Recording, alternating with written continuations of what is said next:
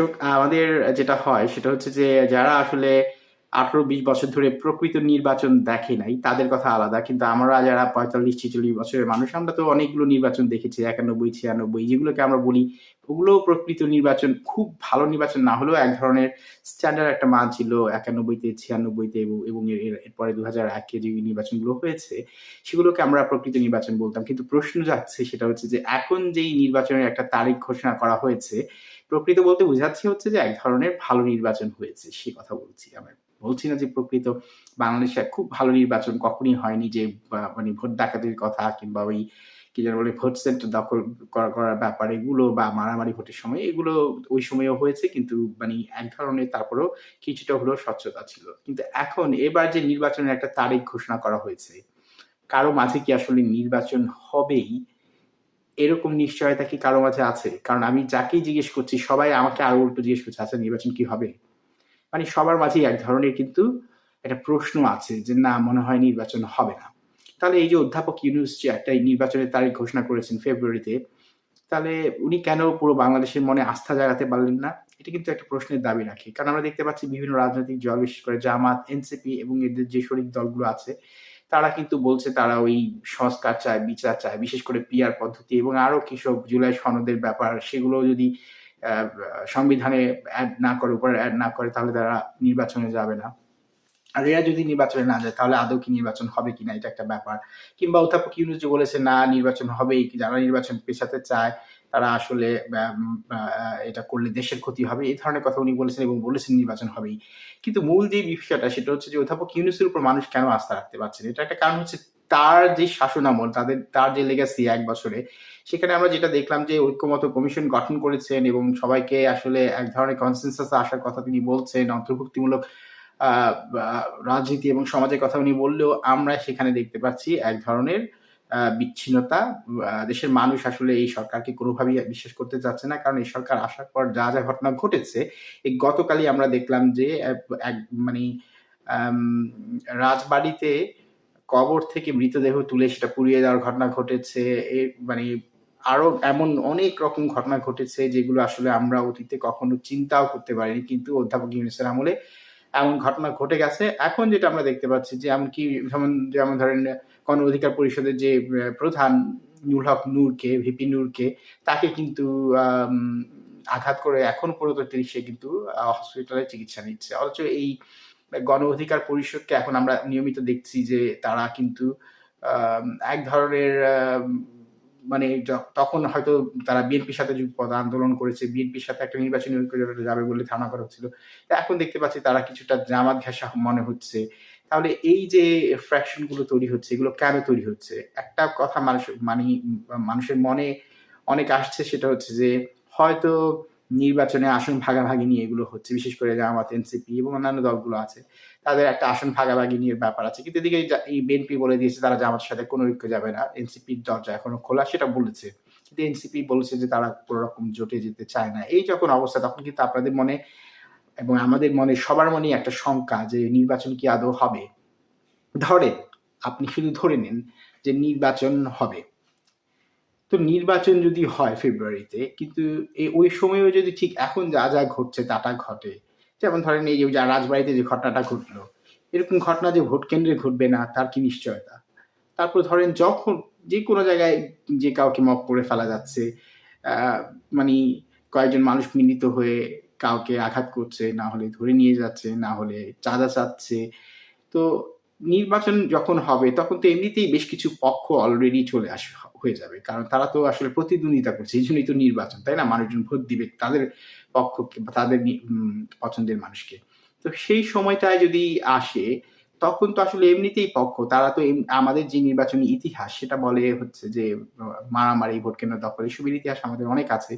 এখন অধ্যাপক ইউনূস বলছেন তিনি সর্বকালের সেরা একটা ইলেকশন দিয়ে যাবেন। কিন্তু তিনি কিভাবে দিবেন? আমরা তো বা দেখতে পাচ্ছি যে তার আসলে নিজের সরকারের উপরেই তার খুব একটা বেশি কন্ট্রোল আছে বলে মনে হচ্ছে না। কারণ কোন একটা ঘটনা ঘটলে সরকার প্রতিবাদ করে। সরকারের উপদেষ্টাদের দেখা যায় হেসে উনারা প্রতিবাদ করছেন। এমনকি এই নুরুল হক নূরের ঘটনায়ও সরকারের উপদেষ্টারা প্রতিবাদ করেছেন। কোন রকম অ্যাকশন না নিয়ে উনারা প্রতিবাদ করেন। তো একটা ঘটনা ঘটে যায় এরপর প্রতিবাদ করেন। আমরা রাজবাড়ির যে মানে জঘন্য ঘটনা যেটা আমরা চিন্তাও করিনি। কিছুদিন আগেও আমরা বলতাম হচ্ছে কি আমরা বলতাম হচ্ছে যে ধরেন এক ধরনের কথা আমাদের মধ্যে প্রচলিত ছিল সেটা হচ্ছে যে স্বাভাবিক মৃত্যুর গ্যারান্টি চাই। যেহেতু বাংলাদেশে অস্বাভাবিক মৃত্যুর ঘটনা অনেক ঘটে। আমরা বলতাম স্বাভাবিক মৃত্যুর গ্যারান্টি চাই। এখন তো মনে হচ্ছে বলতে হবে মৃত্যুর পর মৃতদেহের আসলে আ মৃতদেহটা যাতে ভালো থাকে সেটার এক ধরনের গ্যারান্টি চাই। তো এই যে ব্যাপারটা এটা আমাদেরকে দেখতে হয়েছে। অতীতে আমরা অনেক কিছু দেখেছি। অতীতে আমরা এক আমলে দেখেছি যে বাবার কোলে শিশুকে হত্যা করা হয়েছে। আরেক আমলে দেখেছি যে মায়ের কোলে শিশুকে হত্যা করা হয়েছে এই কিছুদিন আগে এই ১.৫ বছর ১ বছর ১.৫ বছর আগে আন্দোলনের সময়। তো সুতরাং এখন এইসব দেখতে পাচ্ছি। আমাদের পরিবেশ পরিস্থিতি যেন দিন, দিন শুধু আরো খারাপ থেকে খারাপের দিকেই যায়। এটাই মনে হয় আমাদের ভাগ্য। কিন্তু যখন এই পরিস্থিতি তখন নির্বাচন কিভাবে আমরা আমাদের দেশে একটা সঠিক নির্বাচন কিভাবে হবে? কারণ এর মাঝে আপনারা জানেন আরেক বড় বুর্জোয়া দল যেটা ছিল আওয়ামী লীগকে নিষিদ্ধ করা হয়েছে। এরা তো আর কেউ মানে একটা দলকে নিষিদ্ধ আপনারা করেছেন। কিন্তু এই দলের মানুষগুলো তো রয়ে গেছে। এরা তো কেউ বঙ্গোপসাগরে ঝাঁপ দেয়নি। এদের কিছু নেতা যারা অনেক অন্যায় করেছে তারা না হয় পালিয়ে গিয়েছে। কিছু কয়েকজনকে আপনারা ধরেছেন। এদের তো কোনো বিচার-টিচার কিছু করতে পারেন নাই। কি করলেন যে একটা দলকে নিষিদ্ধ করলেন। এরা কি এখন হাওয়া হয়ে গেছে? যারা এদেরকে পছন্দ করে, যারা এদের এই দলের সমর্থক তারা এখন কই যাবে? তারা কি আপনাদেরকে একটা রাষ্ট্র স্টেবল করতে দিবে? আর এর মাঝে শুনতে পাচ্ছি জাতীয় পার্টিকেও নিষিদ্ধ করার এক ধরনের তোড়জোড় চলছে। তো জাতীয় পার্টি একটা ছোট দল হলেও তাদের কিন্তু একটা অঞ্চলে রংপুর অঞ্চলে বৃহৎ একটা পুরো ওই বিভাগটাকে কিন্তু তারা অচল করে দিতে পারবে যদি তারা চায়। কারণ তাদের সেখানে অনেক বড় শক্তি আছে। ওই এলাকাটায় কিন্তু তারা সবচাইতে বেশি শক্তিশালী। এটা যে কেউ জানে। ঠিক আছে সেখানে অন্যান্য পার্টিরাও আছে। কিন্তু সবচেয়ে শক্তিশালী বোধহয় রংপুরে জাতীয় পার্টি সেটা আমরা জানি।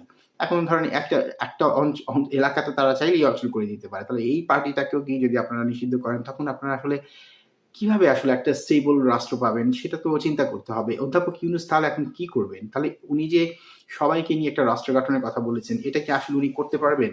মানে উনার যে কর্মকাণ্ড সেখানে মনে হচ্ছে উনি তো আসলে ডিভাইড করছেন রাষ্ট্রটাকে, তারপরে উনি রুল করার চেষ্টা করছেন। যদি এটাই হয় তাহলে উনি কি উনার নিজে থাকার জন্য রাষ্ট্র ক্ষমতায় থাকার জন্য আরো বেশি চেষ্টা করছেন? এজন্যই উনি এই কাজগুলো করছেন এবং যারা উনাকে আসলে ব্যাকআপ দিচ্ছে এবং যারা বর্তমান সময়ে সুবিধাভোগী রাষ্ট্রের, তারা কি আসলে এটাই চাচ্ছেন? যদি এটাই চায় তাহলে কি আমরা আস্তে, আস্তে এমন একটা পর্যায়ে গিয়ে পৌঁছবো যেখানে আসলে বিভিন্ন গোষ্ঠী, বিভিন্ন শ্রেণীর নিজেরা মারামারি করছে। কারণ এভাবে তো একটা রাষ্ট্র চলতে পারে না। যদি নির্বাচন না হয় তাহলে এরকম ঘটনাও ঘটার সম্ভাবনা আছে। সেক্ষেত্রে ইউনূস আসলে করবেন কি? তিনি তো নির্বাচন দিতে গেলে নির্বাচনটা সঠিকভাবে হবে কিনা সেটাও একটা প্রশ্নের সম্মুখীন। আবার যদি তিনি ক্ষমতায় থাকেন তাহলে এই ধরনের ঘটনাও ঘটতে থাকবে। তাহলে উনি আসলে কি করবেন? উনি কি তাহলে অন্য কারো কাছে ক্ষমতা হস্তান্তর করবেন? করে নির্বাচনকালীন একটা ক্ষমতা মানে নতুন একটা সরকার গঠন হবে, সেটা কি অন্যরা আবার মেনে নিবে? কিংবা রাষ্ট্র তখন পরিস্থিতি কিরকম হবে? কিংবা দেশের সেনাবাহিনী বা কি করবে এই ক্ষেত্রে? এই প্রশ্নগুলো কিন্তু আমাদের মনে সবার মনে আছে এবং আমাদের মনে নিয়মিত ঘুরপাক খাচ্ছে। যেমন ধরেন সেনাবাহিনী কথা তো মাঝে, মাঝে আমরা শুনি যে সেনাবাহিনী হয়তো ক্ষমতা নিয়ে নিবে। কিন্তু এরপর আমরা দেখি যে সেনাবাহিনী আবার অধ্যাপক ইউনূস রাষ্ট্রপতির সাথে বিভিন্ন জনের সাথে দেখা করে নিজেরাই বলে অধ্যাপক ইউনূস আবার একটা তার প্রেস সেক্রেটারি বলেছে যে সেনাবাহিনী আশ্বস্ত করেছে তারা আসলে এই ধরনের গুজবে কাউকে কান দিতে না করেছে কারণ সেনাবাহিনী ক্ষমতা নিবে না। তাহলে আপনারা কি এই প্রশ্নটাও করেন না যে সেনাবাহিনী এরকম পরিস্থিতির পরে ক্ষমতা কেন নেয় না? যেহেতু নেয়নি তাহলে হয়তো আর নিবে না। কিন্তু নেয় না কেন? তাদের এখানে তো কোনো ধরেন বাংলাদেশের সেনাবাহিনী তো অনেকবার ক্ষমতা নেওয়ার ঘটনা আমরা দেখেছি। কিন্তু এক্ষেত্রে কেন নেয় না? কারণ ওই যে জাতিসংঘের যাওয়ার একটা ব্যাপার আছে। সেখান থেকে অর্থ ইনকামের ব্যাপার আছে। এটা আমরা সবাই জানি। তো এর বাইরে কি আরো কোনো কেমিস্ট্রি আছে? সেই কেমিস্ট্রি গুলোকে আমরা আদৌ জানতে পারি বা কি কারণ থাকতে পারে? ইউনূসের সাথে আমরা শুনতে পাই যে সেনাবাহিনী প্রধানের এক ধরনের দ্বন্দ্ব আছে এবং সেটা প্রকাশ্যে আমাদের একজন উপদেষ্টা, ছাত্র উপদেষ্টা তিনি আবার আসলে এমনভাবে বলেছেন যে সেনাবাহিনীর প্রধান আসলে ইউনূসকে চাননি কিন্তু বুকে একদম পাথর বেঁধে নাকি তাকে নিতে হয়েছে। এই যখন অবস্থা তখন নির্বাচনের সময় সেনাবাহিনী কি ইউনূসকে আসলে সরাসরি আ খুব ভালোভাবে সাপোর্ট করবে? যদিও বলছে মুখে সাপোর্ট করবে। যদি সেটাই হয় তাহলে তো এই ধরেন নুরুল হক নূরকে যেভাবে মারা হয়েছে, সেটা কেন করা হলো? এরপরে যেমন ধরেন গতকালের যে ঘটনাটা রাজবাড়ীতে ঘটলো, এর আগে আরো অনেক মব ঘটনা ঘটেছে। সেনাবাহিনী কি চাইলেই সেটা মানি চাইলে কি এগুলোকে প্রতিরোধ করা যায় না? যায় তো। কারণ আপনি তো এইসব ঘটনা তো বলে কয়ে হচ্ছে, প্রকাশ্যে হচ্ছে। কিন্তু তারপরেও কিন্তু এগুলো হচ্ছে। কেন হচ্ছে? কিন্তু সেনাবাহিনী তো চাইলেই এগুলো করবে। চিটাগং বিশ্ববিদ্যালয়ে দেখেন এত বড় একটা ঘটনা হয়ে গেল। ঘন্টার পর ঘন্টা চলেছে। কিন্তু কোথাও কোনো সেনাবাহিনী, পুলিশ কাউকে আমরা দেখতে পেলাম না। কেন দেখতে পেলাম না? নিশ্চয়ই সেখানে তো উনারা তো ঘটনাটা যদি উনাদের গোয়েন্দা সংস্থা যদি নাও জেনে থাকে, ডিজিএফআই যদি না জেনে থাকে, এনএসআই যদি নাও জেনে থাকে, ডিবি যদি নাও জেনে থাকে, প্রকাশ্যে যে ঘটনাটা ঘটছে ঘন্টার পর ঘন্টা, সেখানেও তো কোনো কাউকে যেতে দেখিনি। তাহলে কি এক ধরনের প্রচ্ছন্ন মানে ধরেন ইঙ্গিত আমরা কি দেখতে পাই সেখানে যে এই ধরনের ঘটনা কি আসলে সেনাবাহিনী চাচ্ছে? তাহলে কি চাচ্ছে? আসলে আমাদের দেশে কি হতে যাচ্ছে? এটা কিন্তু এখন সবার মনে একটা প্রশ্ন। সেক্ষেত্রে আরেকটা সবচাইতে বড় প্রশ্ন যেটা সবার মনে আসছে সেটা হচ্ছে ইউনূস তাহলে কি করবেন? এই প্রশ্নটা প্রিয় দর্শক আপনাদের কাছে রেখে গেলাম। আপনারাই না হয় উত্তর দেন, কমেন্টে জানান কিংবা নিজেরা ভাবেন। সবাই ভালো থাকবেন নিশ্চয়ই। আগামীকাল আবার দেখা হবে। ভালো থাকবেন নিশ্চয়ই। শুভেচ্ছা সবাইকে।